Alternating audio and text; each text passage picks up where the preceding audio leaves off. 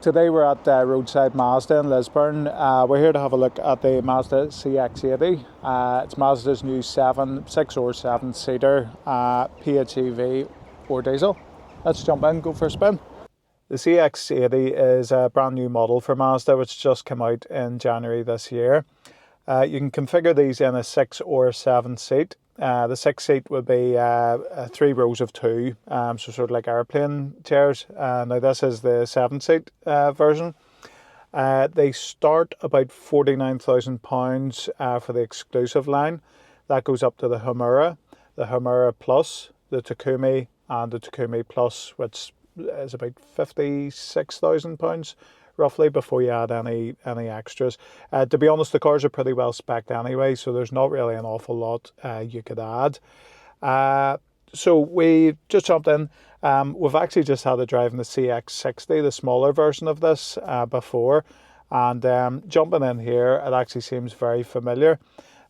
Slightly different colour of trim compared to the CX60, but saying that, actually the car, this is quite a bit bigger car, but where I'm sitting actually doesn't really feel any different.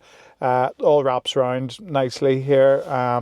See, quite nice seating position. So we powered up. Everything is electric. So we have our electric seats, electric steering wheel.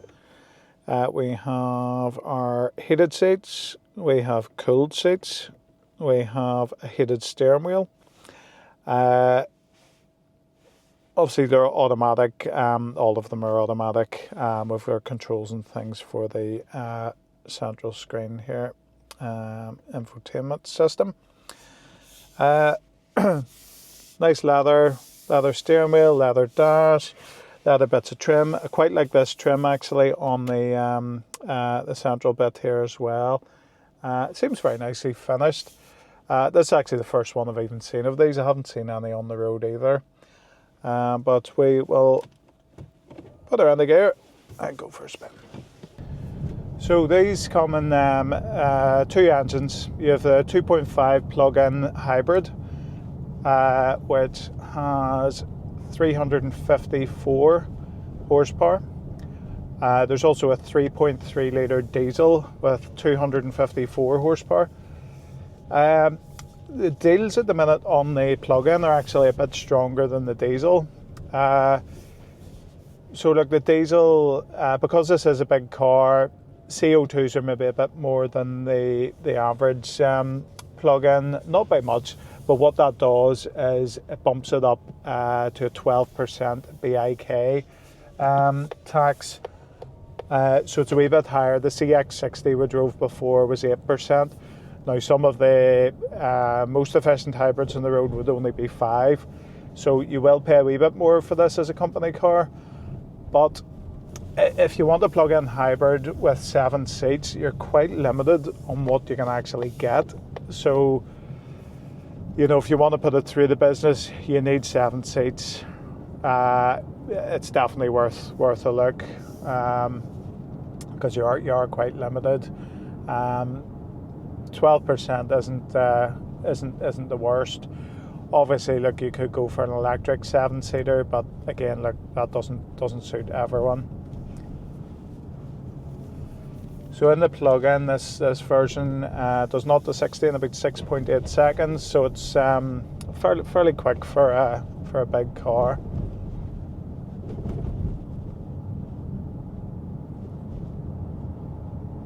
So they're quite firm suspension. This one I'm told is a wee bit softer than what the CX60 was. It did feel firm.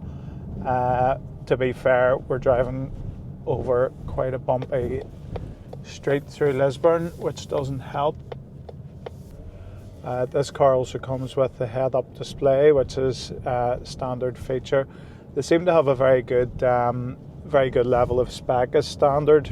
All of the cars do actually, even from the lower exclusive line. But this mid-spec one's probably going to be one of the most popular in the range. So the CX80 Humura. Nice grey colour here, black styling. So this is a PHEV plug-in hybrid. First one we've actually even seen. I haven't seen any on the roads. It's a big car, big car. You've probably seen some of the CX60s, the smaller variant. We've just had a drive in one of those this morning as well. This is just basically a longer, bulkier version because it's equipped with 7 seats basically. 20-inch black alloys, black styling. I must say, actually, as we get along the car, even look at the size of the back door there. That's absolutely gigantic. In the back, we have a good bit of space with heated seats in the back. Lovely seats. As I say, these seats, this configuration can come in a 6-seater. So instead of having 3 seats here, you would have 2 sort of airplane seats. I would love to see that actually, because it's a nice touch in a car. It will be a dearer option to go for that. Most probably will go for 7 seats. Just gives you obviously an extra place in the car. For the kids as well, you have the sun blinds, which are handy to have. Again, it's a massive window, obviously, in the big door. This is certainly a good sized family car. So I haven't even picked the boot yet, so I'm not sure what it's like. I would imagine pretty big. Let me see. Sorry, with just a charging cable in there. I'll just lift that. Oh, push that out of the road for a second. Do have a good big boot there. Obviously the second seats, you see, third row seats. So you have 2 more in the back there. So it does leaves a bit of space in the boot. If you're out there in the shop and you've got the kids in, you've still a bit of boot space there. But with these seats down, you've plenty of space, okay. But yeah, it's good big car. And there we go, jump back in. So with this, you've obviously your different driving modes. So I've popped it into sport there, and do you know what? It actually it pulls very well for the size of the car. It says 327 horsepower in this, 0 to 60 in 6.8 seconds, which is fairly nippy for something as big. Does drive well. So say the 12% BIK for company car tax, you know, if you're doing it as a company car just through the business, it's definitely an option to look at. Also with these we can put through our salary sacrifice scheme. So we can do plug-in hybrids or electric on the scheme. Definitely if you need a big car and want the salary sacrifice, this is certainly worth a look. Another advantage with this car is the tow capacity. So they can tow 2.5 tons, which is brilliant, and that's both the diesel and the hybrid. Quite a few of the hybrids on the market have a quite low tow capacity, but they seem to be able to pull the same weight as the diesel engine. So brilliant for horse riders, caravanners, speedboaters, whatever you're towing. This should do the job okay. It's getting harder and harder to get a good tow car these days because there are very few diesel options. But actually with this, you know, you wouldn't even need to go for the diesel. If you want to go for the hybrid, it's going to do the same job. So it's nice driving car. It's comfortable. So it's well put together. It's definitely a good option. So it's the first time in one of these. It's been a while actually since I've driven a Mazda. And they are good, well put together cars. It certainly ticks a lot of boxes if you're after a large family car. So there's plenty of space in it, that's for sure. Quick recap on the CX80. Comes as a plug-in hybrid or diesel, 6-seater or 7-seater.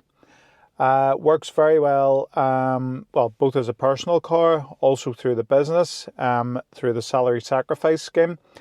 For a large car, it is a bit more in the BIK, 12%. Still will work for your company car driver.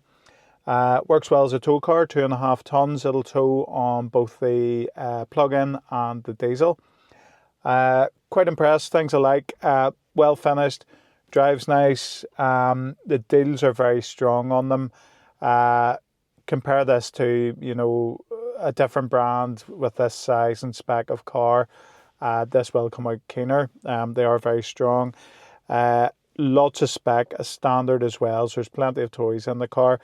Yeah, it's quite impressive. Things I don't like. Same as the CX60. It wasn't overly fussed in the gear lever, which isn't a big issue. Slightly firmer ride than some of the other cars. However, this is a big car, so that firm ride actually improves the handling. Not that you're going to be rallying something like this, but definitely when you're going around the corners, it does feel pretty well planted to the road. But to be honest, it wouldn't be an issue for me.